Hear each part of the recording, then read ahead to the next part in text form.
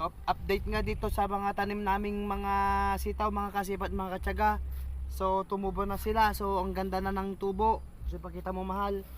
So ito na yung mga tubo, mga kasipat, mga katsaga. So halos lahat ng naitanim na buto ay tumubo, mga kasipat, mga katsaga. So tignan nyo naman doon sa banda doon. Pakita mo dito banda na dyan na, mahal. So ayan, makita.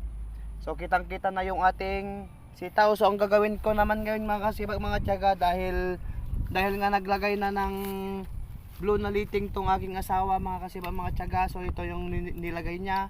Ang gagawin ko na naman, mga kasipak, mga tiyaga, ay maglalagay ako ng B-shape. Ang gagamitin naman natin ngayon itong puti.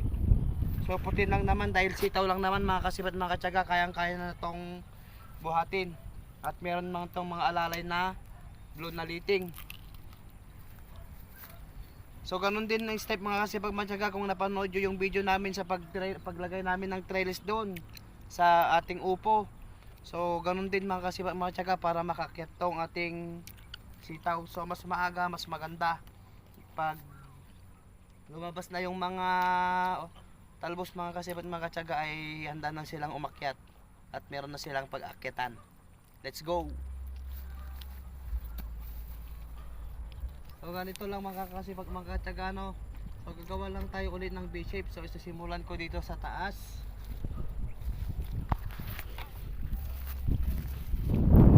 So yan, sisimulan ko lang sa taas, mga kasipag, mga katyaga, hanggang dito sa baba. So taas baba lang ulit. So huwag nating papansinin yung mga nandito dahil alalay lang sa sitaw nito. Dito sa ating puti na yan nilalagay. So ganito lang, mga kasipag, mga tiyaga. Mas madaling ilagay itong puti na liting kaysa doon sa bakan dahil mas mabigat at mas malaki yung bulo na liting, mga kasipag, mga tiyaga. So ito lang ay napakagaan. Tignan nyo naman, kakasimula ko lang, andun na yung, dito na kagad sa gitna ng isang pasok natin.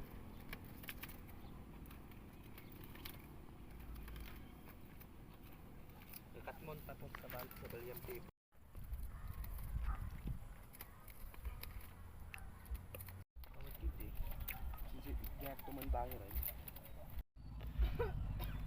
So ito na nga, mga kasipag, matyaga, yung aking asawa. So yan, siya yung naglalagay ng ating lighting. At ako naman ang naglalagay dito, mga kasipag, mga katyaga. So meron na tayong kagad na isang linyang natapos. So napakadali lang dahil nasanay na akong ganitong ginagamit namin palagi, mga kasipag, mga katyaga. Hindi na kami gumagamit ng runo. Ito na lang, napakadali at pagkatapos nitong sitawan natin, mga kasipag, mga katyaga, napakadaling linisin. So ayan, gunti-guntingin lang o gagamit lang ng kutsilyo para mapagtapigtas lang tong ating liting, mga sipag, mga tiyaga. Napakadaling tanggalin.